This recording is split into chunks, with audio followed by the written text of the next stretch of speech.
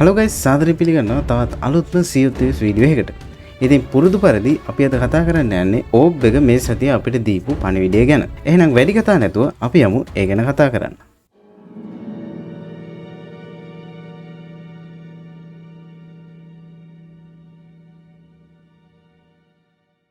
සුපුරුදු පරිදි මේ සතියේත් ORB එක අපිට පණිවිඩයක් දීලා තියෙනවා. ඉස්සෙල්ලම අපි බලමු ORB එක මේ පාර මොකක්ද දෙන පණිවිඩය කියලා. Find an island that suits us more than most. Represent the widow who made the prince a ghost. Point yourself east, northeast and fly past old arena dogs who mourn and cry. See from the air a blue shine on the seas, but past that too, and also the twin peaks.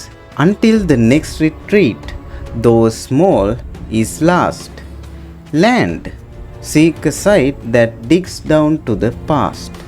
මම මේකේ තේරුම ගැන කතා කරන්න කලින් යනවා ඇතිනාස් Fortune travel එකට. එතනට ගියාම අපිට දැක ගන්න පුළුවන් ටාෂාගේ අම්මා තාත්තා වගේම බ්‍රික්සිත් එතනට ඇවිල්ලා ඉන්නවා. ඒ Sword of Soul කඩුවත් අරගෙන. ඉතින් මම මේ තුන් දෙනාගේ සම්බන්ධයෙන් නැවත එක්වීමක් කියන වීඩියෝ එකේදී කතා කරපු නිසා ලොකුවට මෙතනදී කතා කරන්න යන්නේ නැහැ. කොහොම හරි මෙයාලා තුන් දෙනාගේම මතක පාවිච්චි කරලා Sword of Soul කඩුව මගින් ටාෂාගේ Skeleton Curse එක හොඳ කරන්න මෙයාලා දැන් සූදානම් වෙන ගමන් තමයි ඉන්නේ. හරි. එහෙනම් අපි ආයෙමත් යමු ORB එක පැත්තට. හොඳයි. මෙතනදී ORB එක Servant of the Flame ගේ කුරුල්ලට කියන්නේ මේ අයිලන්ඩ් එක හොයාගන්නේ කොහොමද කියන එක. මෙතනදී අපි Reaper's Hideout එකෙන් ගමන පටන් අරන් East by North East පැත්තට යනවා. මෙහෙම යනකොට අපිට හම්බ වෙනවා Sea Dog Tavern එක. එතන ඉඳන් බලනකොට අපිට පේනවා Siren Shrine එකක්. ඒ තමයි Shrine of Flooded Embrace කියන shrine එක. ඉතින් මේක තමයි නිල් එළියක් කියලා ORB එක හඳුන්වන්නේ. දැන් අපි කෙලින්ම ඒ හරහා යනකොට අපිට හම්බ වෙනවා කඳු දෙකක් තියෙන Crooked Mask කියන island එක. ඒකත් පහු කළාට පස්සේ අපිට Reapers හොයන මේ Shiver Retreat කියන island එක හම්බ වෙනවා. මේ island එකේ අපිට Servant of the Flame ගේ කුරුල්ලව දැක ගන්න පුළුවන්. හරි. ඉතින් ওই විදිහට තමයි අපි රීපර්ස් හොයන අලුත්ම අයිලන්ඩ් එක හොයාගන්නේ. අයිලන්ඩ් එකේ කතාව ඔන්න ඔහොම තමයි ඉවර වෙන්නේ. ඒත් මෙතනදී ORB එක අපිට තවත් විශේෂ දෙයක් කියනවා. ඒ තමයි මේ අයිලන්ඩ් එක කුමාරයෙක්ව හොල්මනක් කරපු වැන්දබුවක් නිරූපණය කරනවා කියලා. මොකක්ද මේ කතාව?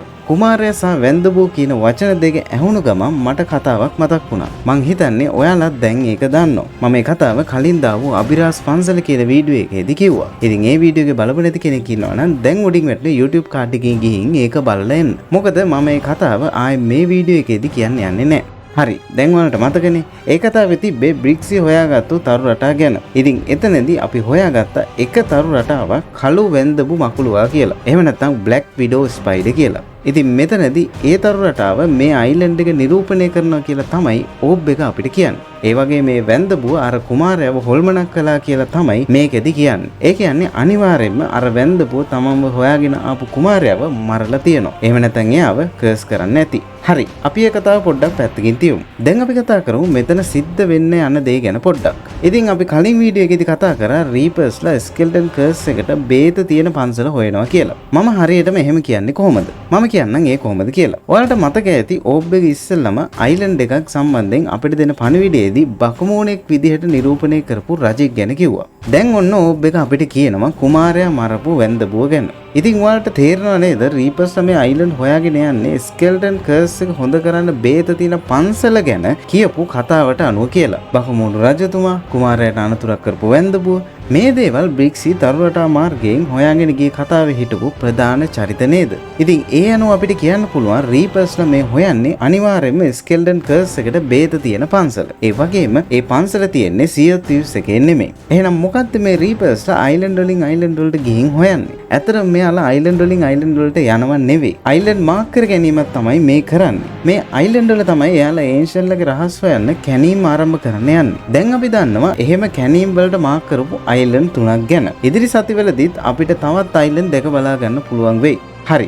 දැන් අපිට ඊළඟට එන ප්‍රශ්න තමයි මේ අයිලන්ඩ් වල කැනීම් කරලා කොහොමද අර පන්සල තියෙන තැන හොයාගන්නේ? ඒක අපිට තාම හරියටම කියන්න බෑ. ඒ ගැන විස්තර අපිට ඉදිරියේදී දැනගන්න පුළුවන් වෙයි. හැබැයි රීපර්ස්ලා මේ බේත හොයාගෙන සදහට මේක විනාශ කරලා දැම්මොත් නම් ආයේ කවදාවත් අපිට Skeleton Curse එකෙන් නම් බේරෙන්න හම්බෙන එකක් නෑ. Pirates for all eternity. The curse is a gift. They will descend to claim it, then arise to a sea of bones. Your gift will unite all thieves to true piracy. They will drink, they will die, and they will live again to serve the fire.